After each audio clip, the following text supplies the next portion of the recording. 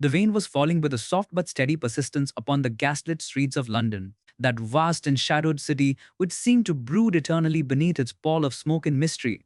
It was upon such a night, damp and sullen, that I, Dr. John Watson, was summoned from my own domestic peace into an adventure whose strange turns and startling revelations yet linger in my memory with singular vividness. I shall set it down faithfully here in the hope that those who follow the exploits of my friend Mr. Sherlock Holmes may find interest in the peculiar case of the man with the twisted lip.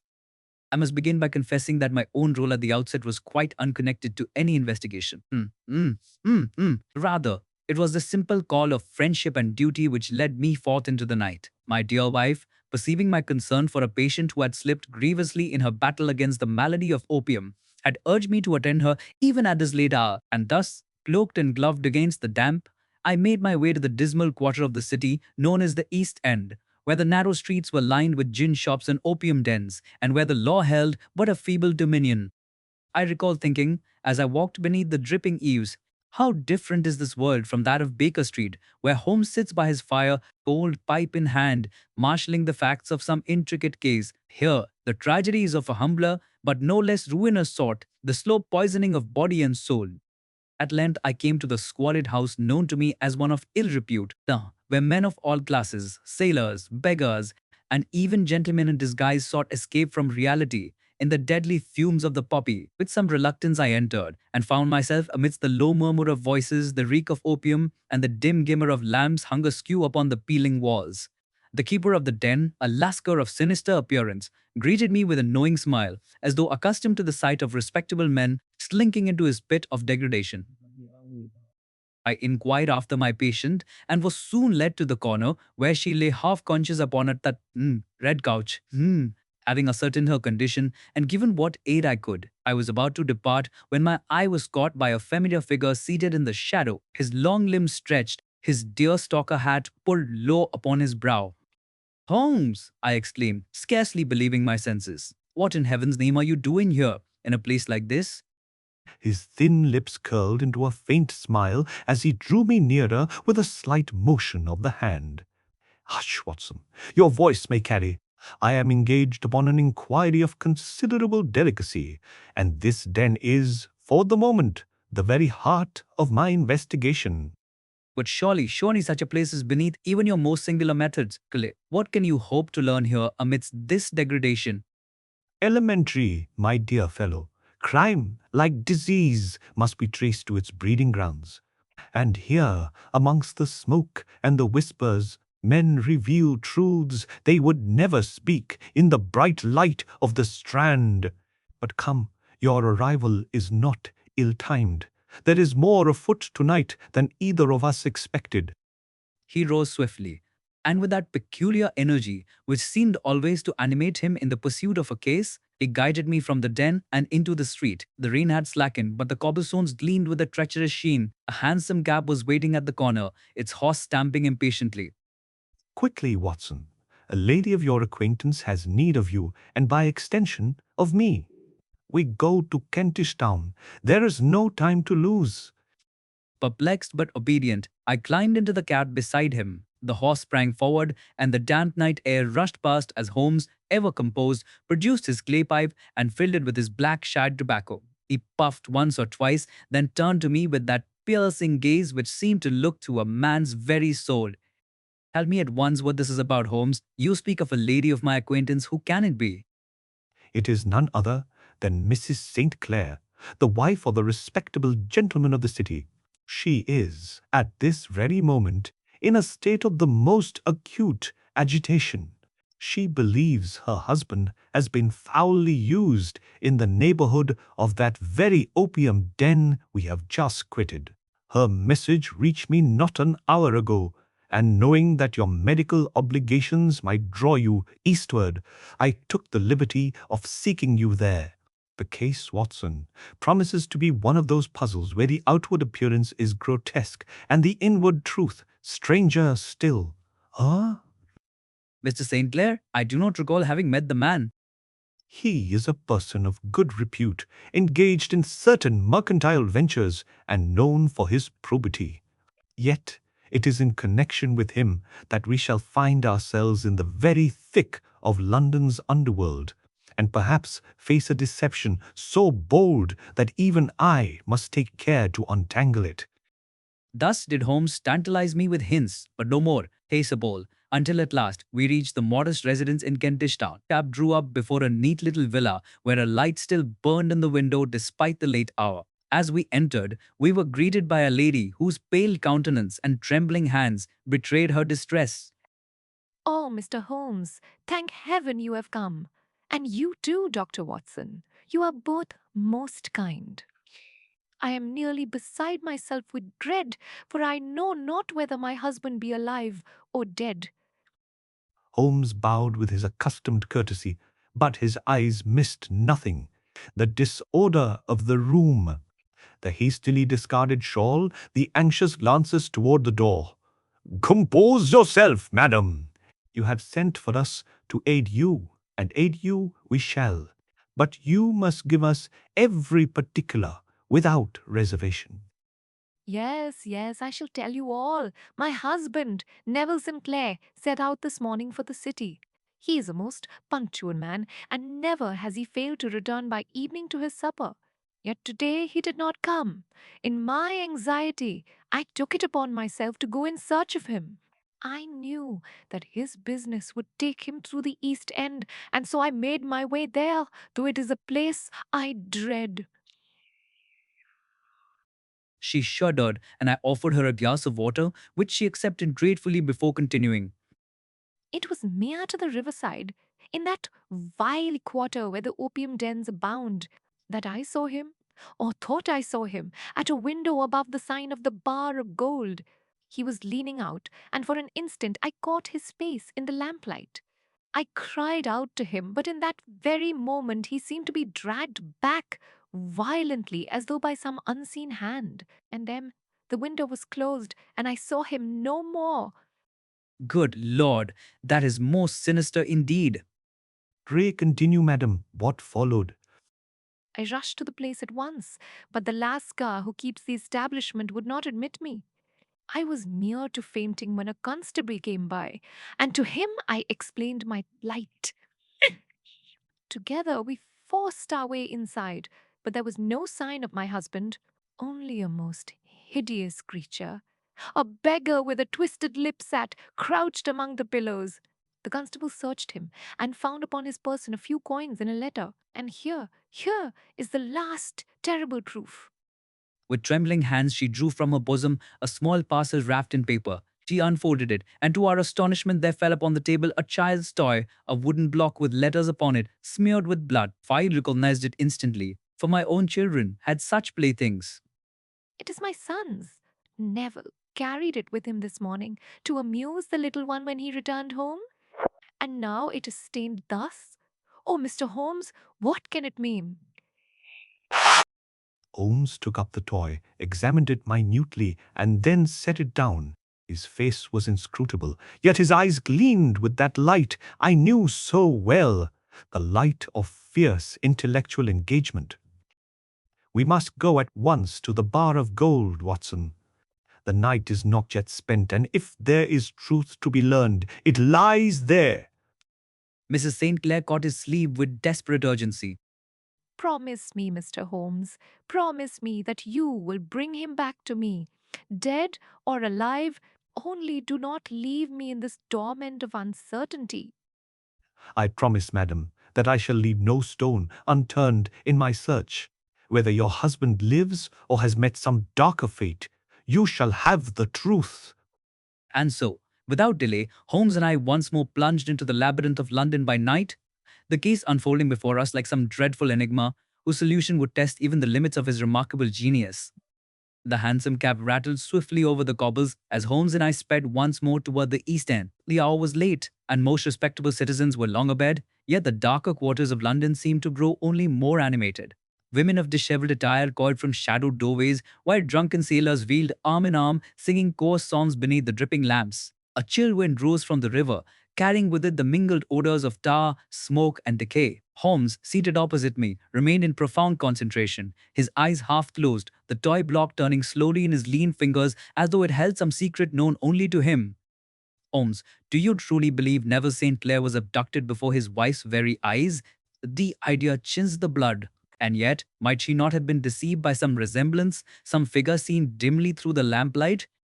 My dear Watson, I never permit myself the luxury of premature conclusions, whether Mrs. St. Clair's testimony is accurate or not. It is an essential fact that she herself believes it true. That alone renders it of value. Our task is to separate the certain from the conjectural, the proved from the imagined. And for that we must examine the bar of gold for ourselves.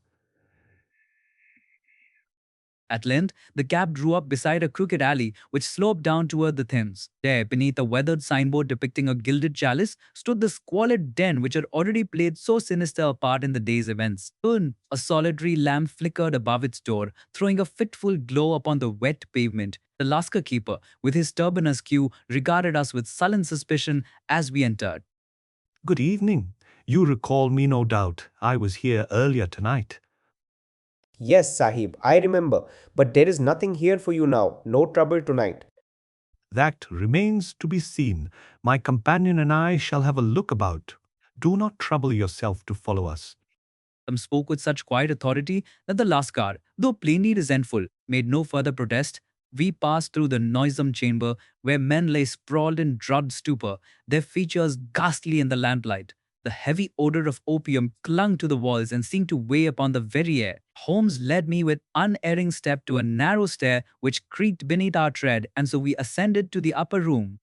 It was a low chamber, poorly furnished, with a barred window overlooking the alley. Holmes crossed at once to that window and examined the sill with his magnifying lens. The rain had washed it clean, yet I saw him nod with satisfaction as he traced some faint mark invisible to my eye. Watson, observe here. Though the paint is blistered, there remains the smudge of a hand. Rest hard against the wood, and see here fibres corked upon the latch. The window was not merely closed, but shut in great haste. I do not doubt Mrs. St. Clair's account. A husband was indeed here. But if so, where is he now, and by whom was he seized? That, my friend, is the riddle we are come to answer. Yet consider, the lady described a man with a twisted lip. Such a person is not easily forgotten. Let us see what manner of fellow he may be. As though in answer to Holmes's words, the door opened and Constable Barton, a stout young officer, entered the chamber, his lantern casting long shadows upon the walls. Good evening, Mr. Holmes. Doctor, you come in good time. The fellow is secured below and awaits your inspection. Excellent. And what have you found here? Nothing of Mr. St. Clair, sir, save for this. He held up a bundle of clothes, neatly folded, and undeniably of good quality. Within the coat pocket glimmered a handful of sovereigns, and in the waistcoat lay a pocketbook bearing the name Neville St. Clair. It is his beyond all doubt. And yet how should his garments be here, while he himself has vanished? A question worthy of our utmost attention. But let us first behold the occupant of this chamber. Then said, and they do. We descended once more, and were conducted to a corner where, upon a heap of rags, crouched as loathsome a creature as ever I beheld. His face was twisted into a perpetual leer, his lip drawn awry so as to expose a row of yellow teeth. Cottishing, a mass of unkempt hair hung about his brow, and his small eyes glittered with mingled fear and defiance. He clutched a clay pipe in his claw-like hand, and when we approached, he snarled like some cornered animal. Your name? They call me Boone, sir. Hugh Boone. And a begging life I lead, for there's little else for the likes of me. You occupy this chamber? Aye, and pay rent for it. But you will not find your gentleman here. I know nothing of him. But his clothes were discovered above. How do you explain that? I cannot explain what I never saw. Maybe he left them. Maybe someone planted them. All I know is that I mind my own trade, and no harm in it. His voice was thick and guttural, his manner evasive. Holmes regarded him with cool detachment, though I could perceive the keen play of thought behind those sharp grey eyes. You deny, then, any knowledge of Mr. Neville St. Clare? And yet Mrs. St. Clare? Clare herself avers that she saw her husband at your window this very evening. Then the lady is mistaken, for no man has been here save me. Holmes turned to the constable. You have searched the premises thoroughly? Every inch, sir. No trace of the missing man, alive or dead. And yet here are his garments, his pocketbook, his very rings. Curious indeed. Boone, you will remain in custody until further inquiry. The beggar only shrugged and sank back into his rags, muttering curses under his breath. Holmes beckoned me aside. You perceive, Watson, how the case grows darker. Here we have the undeniable presence of Saint Sain, Clare, yet the only occupant of the house is this wretch. Are we to suppose that he murdered the man and disposed of the body between the moment his wife cried out and the moment the constable entered? Impossible. And yet, what other hypothesis presents itself? Could he have concealed the body somewhere near at hand? The river lies close. Might it not have been cast into the water? A plausible thought, but it fails in one regard. The clothes are here. Why should a murderer trouble to strip his victim ere casting him into the Thames? No, Watson, there is a deeper artifice at work. We must return to Baker Street, and there, in the light of my study, arrange these facts in proper order. Only then shall we hope to pierce the mystery of the man with the twisted lip.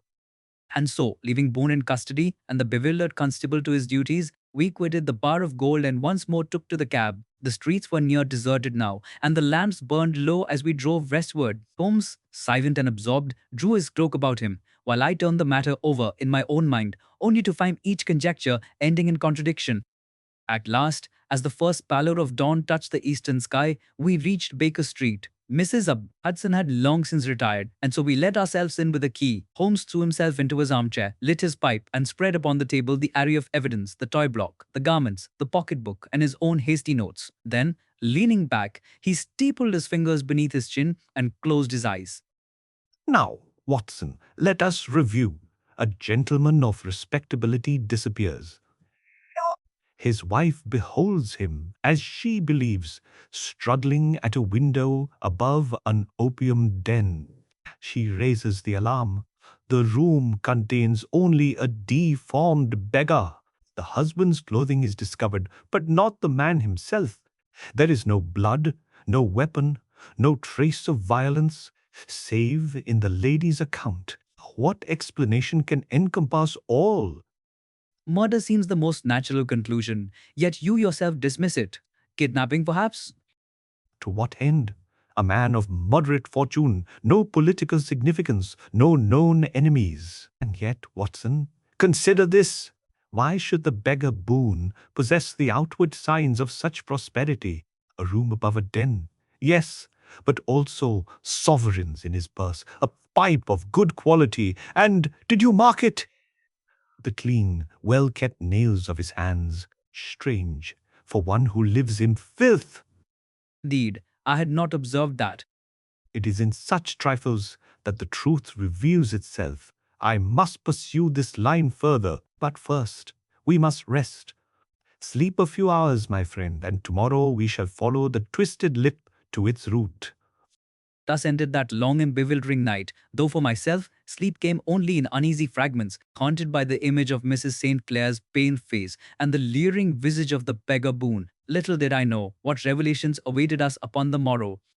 The following day dawned grey and cheerless, with the fog hanging low over Baker Street like a heavy curtain. London, that restless giant, was stirring to life, but within the quiet walls of our sitting room the world seemed suspended, awaiting the unraveling of the strange mystery that had so suddenly enmeshed us. Holmes had slept but briefly, rising with the first light, and I found him already immersed in chemical experiments, his sleeves rolled back and his sharp profile bent over a retort. A faint smell of acid mingled with the aroma of coffee Mrs. Hudson had contrived for us.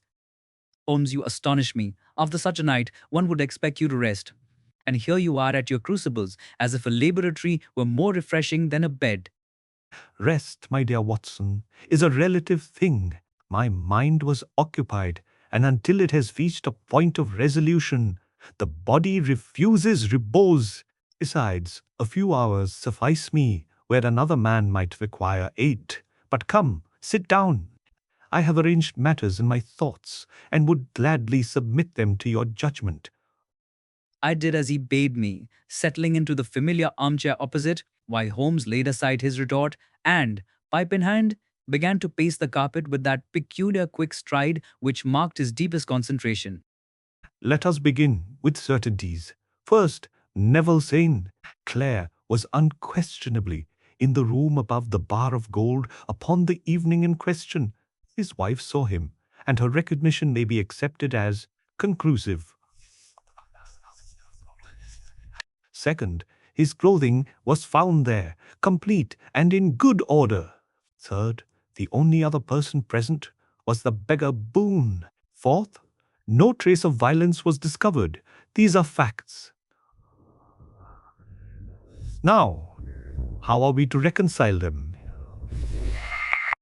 The most natural supposition, surely, is that Boone murdered St. Clair and disposed of the body. You forget, Watson, that the constable entered within moments of Mrs. St. Clair's alarm. Could a man commit murder, strip his victim, conceal or remove the body, and then resume his place upon the rags, all in so short an interval? Absurd. The hypothesis will not hold.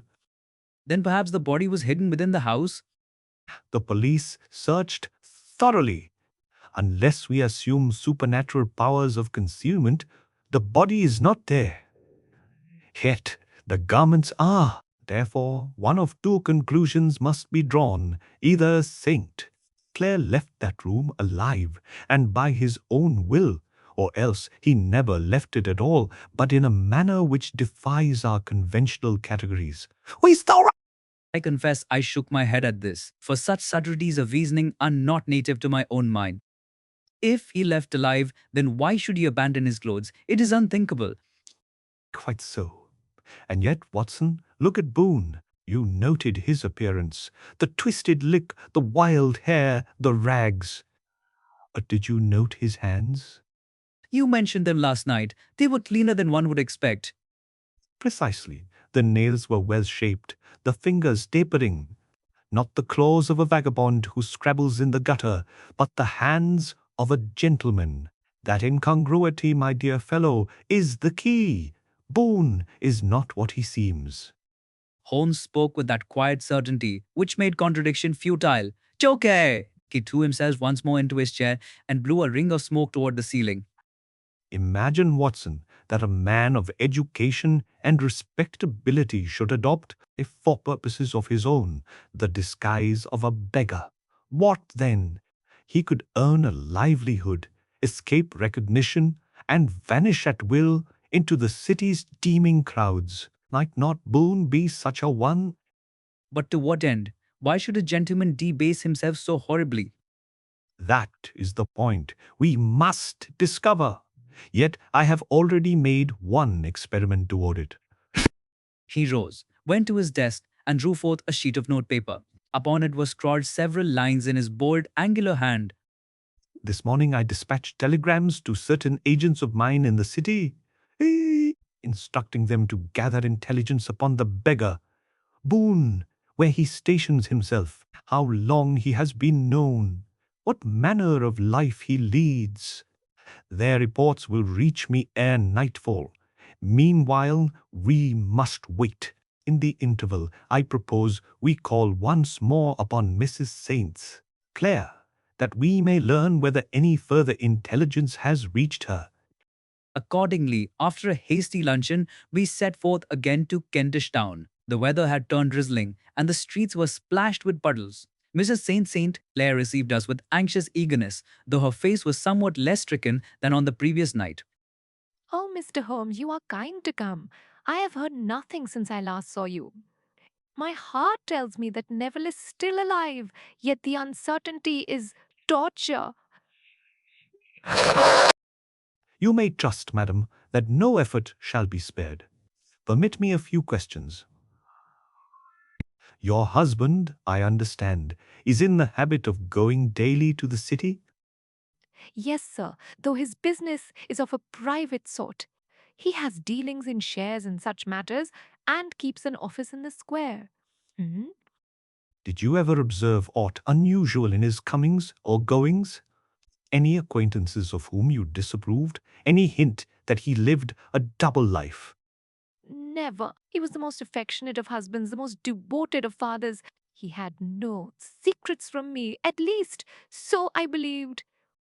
You mentioned yesterday that he carried a child's toy, the wooden block stained with blood. Was that indeed the same which you saw? Oh, yes, doctor. I gave it him myself, not an hour before he left the house. He placed it in his pocket, saying that our little one should have it at bedtime. To see it return to me in such a condition, it was dreadful. And on the day of his disappearance, was there anything unusual in his manner? He was cheerful as always. Nothing gave me cause for alarm. Holmes listened with grave attention, making brief notes in his pocketbook. When she had finished, he rose and bowed with the utmost courtesy. You have aided us greatly, madam. Be assured the truth is nearer than you think. Watson and I will pursue the inquiry further, and I hope ere long to bring you tidings more certain than hope or fear. We took our leave, and as we walked back toward the main road, I could not refrain from voicing my perplexity.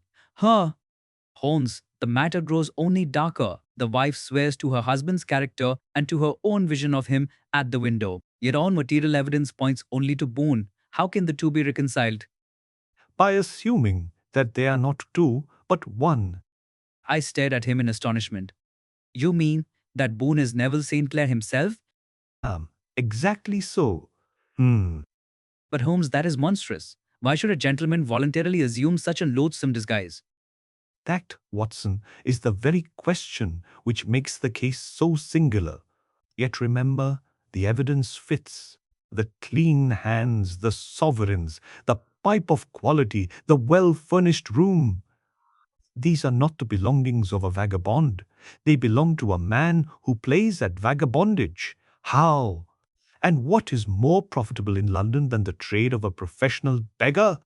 Boone has been seen daily upon the streets, and it is whispered that his takings exceed those of many a merchant. Suppose, then, that Neville St. Clair, for reasons of his own, has for years maintained this double existence, respectable gentleman by day, mendicant by evening. Last night his wife stumbled upon his secret. Her cry brought the police. He had but moments to effect his transformation. He thrust his clothes aside and appeared as Boone. It is a bold theory, but consider how well it answers all difficulties. Warnavatampa, I was struck dumb, for the audacity of the idea left me at once bewildered and convinced. It is incredible, and yet, as you stated, I can scarce resist believing. And yet, how to prove it? Proof is what we shall seek. Boone is in custody. I have but to obtain certain cosmetic reagents, and we shall see what lies beneath that twisted lip. Holmes's words thrilled me, for I knew that some decisive revelation was near. We returned to Baker Street, where the remainder of the afternoon was spent in impatient expectation.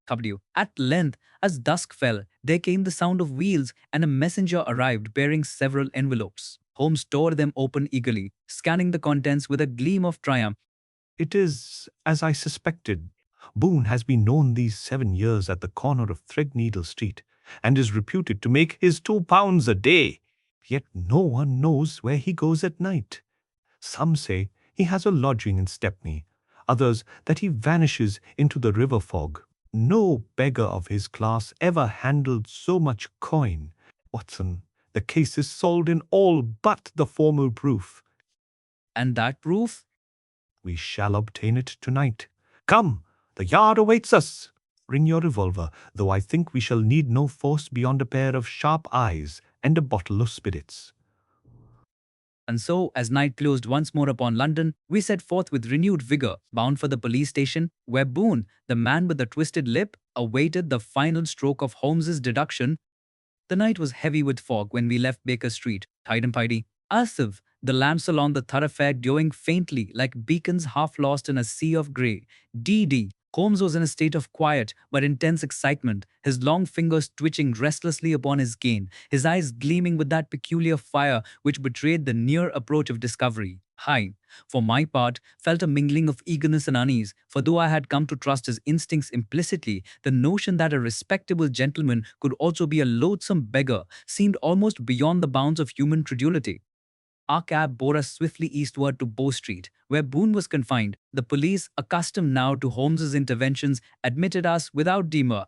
We were ushered into a plain chamber, lit by a single oil lamp, where at a table sat Inspector Bradstreet, a burly officer of frank and genial manner. Beside him, slouched in his chair, was the miserable figure of Boone, his twisted mouth contorted in a sneer, his eyes darting from one to another of us with sullen defiance. Good evening, Mr. Holmes. Dr. Watson, I thought it but fair to let you have a look at our prisoner. He's as obstinate as a mule. Won't give us a word beyond his name. What's more, we've no charge to hold him on, save suspicion. If we can't prove aught against him, he'll walk free in the morning. That would be a pity, Inspector, for I believe this man's true identity to be of the first importance. If you will grant me a few minutes alone with him, I promise you the strangest transformation you have ever witnessed within these walls. Gnarling transformation, is it? You may waste your time, sir, but I am what I am. A poor cripple with a cursed lip, and that's the end of it. We shall see. Inspector, with your leave, I should like a basin of warm water, a bar of soap, and a small bottle of spirits of hartshorn. You may add a towel, if you are so disposed. Laughing? By George, Mr. Holmes, this grows curious indeed. Very well, you shall have your wish. The required items were soon brought, and Holmes set them neatly upon the table. He removed his coat, rolled back his sleeves, and regarded the prisoner with an expression at once cold and commanding. Now, Boone, or should I say Neville St. Clare, let us dispense with pretense. You have played your part admirably, but the curtain must fall. Will you reveal yourself, or must I do it for you?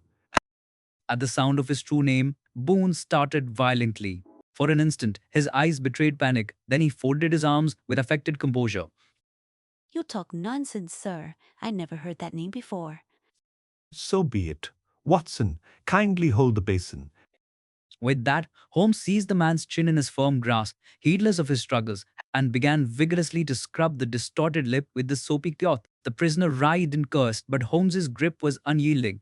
Presently, with a few rapid motions and a dash of the sharp-smelling spirits, the grime and pigment yielded and the hideous leer faded. Beneath the twisted mouth appeared the well-formed features of a man of education and refinement. The coarse hair was dragged away to reveal a smooth brow, and the rags seemed suddenly incongruous upon a body that bore itself with the instinctive carriage of a gentleman. Inspector Bradstreet sprang to his feet with an exclamation of amazement. By heaven, it is St. Clare himself. I too was struck speechless, for there before us sat, trembling and abashed, the very image of the missing gentleman whom we had sought in vain. The transformation was so complete, so astounding, that for a moment I could scarce believe my eyes. Gentlemen, I will confess, resistance is useless. You are torn from me the secret I had hoped to guard to my grave. Yes, I am Neville Saint Clare, though in this garb I am better known as Hugh Boone. It is well, sir, that you acknowledge the truth. Your wife's distress has been grievous, and it is our duty to set her mind at rest. You owe us, therefore, a full and frank account of your strange deception. Swandam. Clare buried his face in his hands for a moment, then raised it with an expression of mingled shame and resignation. You shall know all.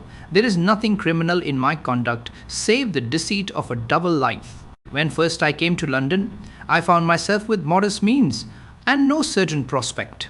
One day, in a spirit of idle curiosity, I disguised myself as a beggar and took a seat upon the steps of the exchange.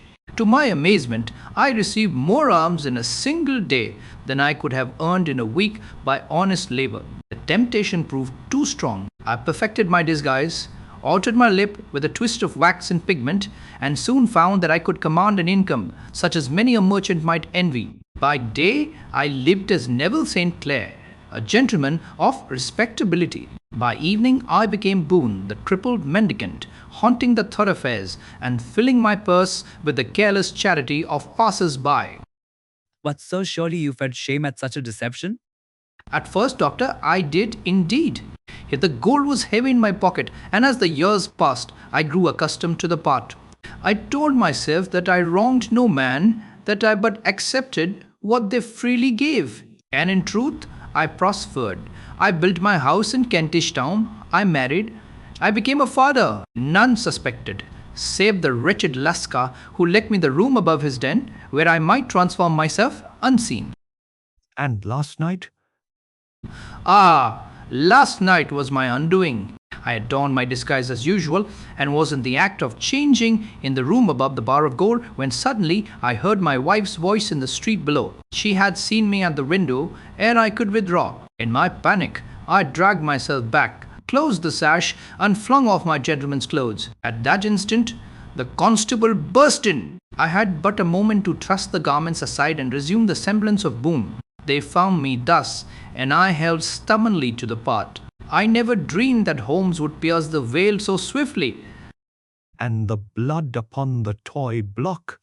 A trifle. I had cut my finger as I strove in haste to conceal my appearance. The toy was in my pocket, and so it was stained. I swear, there was no violence, no crime, save my own duplicity. Inspector Bradstreet shook his head in astonishment. Well, I'll be bound. In all my days, I've never seen the like. You think that a respectable gentleman should masquerade thus? But as no crime has been committed, save a fraud upon the public, I cannot hold you further. You are free, sir, though I dare say you'll find your reputation in peril should this tale become known. Inspector, Mr. Holmes, Dr. Watson, I implore you, keep this secret from the world. My wife and children, let them not suffer for my folly. I give you my word, I shall never again don this loathsome garb. Holmes regarded him sternly for a moment, then softened. Your punishment, sir, lies in the shame you feel and in the confidence you have betrayed. I shall not add to it by public exposure. The truth shall remain among ourselves, provided you keep your oaths. Go then, and live henceforth as Neville St. Clare, the honest gentleman. But remember, the eye of conscience is sharper than mine, and it will follow you wheresoever you go. St. Clare bowed his head in silent gratitude, and the matter was thus concluded. Yet as we quitted the police station and stepped once more into the foggy street, I could not refrain from expressing my wonder. Holmes, this is the strangest case we have yet encountered. Who could have believed that a man would lead so double a life, and for so base a reason? It is but another proof, Watson, that truth is ever stranger than fiction. The world is full of masks and deceptions, and it is the task of the detective to tear them away. In this instance, the mask was literal, and the truth lay beneath a smear of pigment and a twist of wax, elementary, once the cue was grasped. But to Mrs. St. Clare, the truth will be joy, and that, I think, is satisfaction enough. We rode back to Baker Street in thoughtful silence, while the city slumbered beneath its pall of mist. And thus ended the case of The Man with the Twisted Lip, a case which, for sheer singularity of circumstance, stands unmatched in my long association with Sherlock Holmes. The fog had lifted somewhat by the time we returned to Baker Street, though the air was still damp with the lingering breath of the Thames. Holmes, silent and contemplative, hung his coat upon the peg, lit the lamp, and flung himself into his familiar chair by the fire. Followed, sinking wearily into my accustomed seat, the events of the last hours, the confrontation, the revelation, the strange confession, still weighed heavily upon my mind. Holmes, I can scarcely believe it even now, to think that a man could live such a double life, and that beneath the tatters of a beggar there should lurk a respectable gentleman. It is as though one of Dickens's tales had sprung to life before our very eyes. You are right, Watson. It is a tale for the penny magazines. Yet it illustrates a principle I have long held, that appearances are but the surface of things, and that beneath the mask of poverty may lie the craft of wealth, even as beneath the guise of wealth may lurk the cunning of crime. In short, we must reason from facts, not from preconceptions. He leaned back, the smoke from his pipe wreathing about his ascetic features. You see, the case was not truly so impenetrable as it appeared. There was no murder, no abduction, no supernatural disappearance, merely a clever disguise, sustained by long practice. The clean hands betrayed him, the sovereigns gave him away, and the speed with which he transformed himself in that chamber was the final proof. All was elementary, once one permitted oneself to think of the possibility. And yet, Holmes, do you not feel some measure of pity for the man? His shame, his secrecy, the terror of exposure, must it not have weighed upon him heavily through the years? No doubt, Watson, but pity is not my trade. I concern myself with truth, and it is for the man himself to reckon with conscience. Still, I am not inhuman. I agreed to keep his secret for the sake of his innocent wife and children. Their happiness outweighs the satisfaction of public justice in this instance. Let the man bury Boone with his own hands, and may Neville's saint, Clare, henceforth walk an honest road. For a time we sat in silence, the fire crackling softly in the grate. I thought of Mrs. St. Clare, waiting even now in her little villa at Kentish town, her heart torn between dread and hope. At length I could bear it no longer. Holmes, surely we should carry her the tidings at once. It is cruel to let her pass another hour in uncertainty. That. Spoken like a true Dr. Watson, ever with an eye to the patient's suffering. Very well, we shall go together. A cab will take us swiftly, and perhaps you may play the herald of glad news. Oh, And so, despite the lateness of the hour, we set forth once more. The streets were quieter now, the lamps burning low, but the city never sleeps entirely. Soon we stood once more before the modest villa. Holmes bade me be the one to knock, and when Mrs. Bezala, Saint Mum, Clare herself answered, candle in hand, her face pale with long vigils, I took her trembling hand in mine.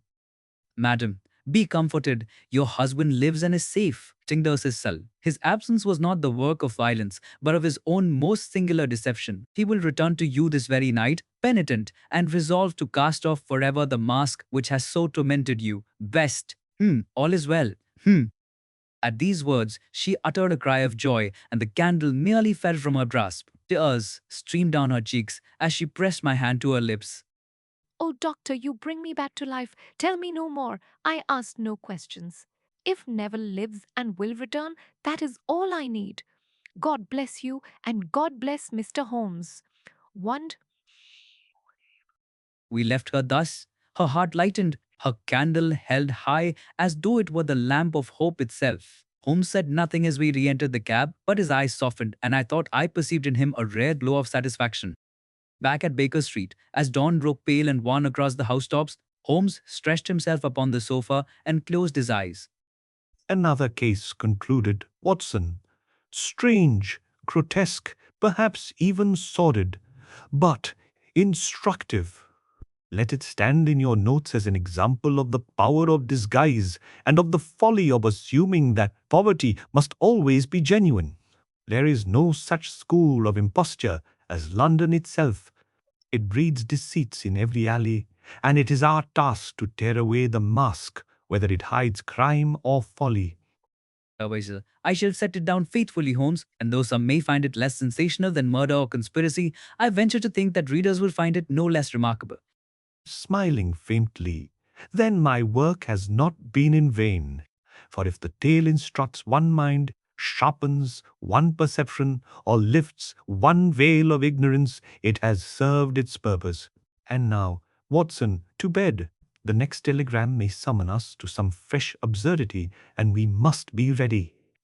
Thus ended the adventure of the man with the twisted lip. I left upon my mind a deep impression not only of the strange ingenuity of Holmes's reasoning, but of the capacity of human nature for deception. In my practice as a physician, I had seen men conceal sickness, women conceal sorrow, and children conceal mischief. But never until this case had I known a man conceal himself so completely that even his wife, the partner of his hearth and heart, was blind to the truth. It taught me too that in Holmes's philosophy there was more than cold logic. Beneath his keen deductions lay a thread of mercy, a willingness to temper justice with compassion when the innocent might suffer by too rigid an application of law. That, perhaps, was the truest revelation of all. And so I close this record as the lamps of Baker Street fade into memory and the figure of my friend stands once more before me, lean, ascetic, pipe in hand, his eyes alight with that flame of intellect which burned so steadily and which cast its glow upon many a darkened corner of the human soul.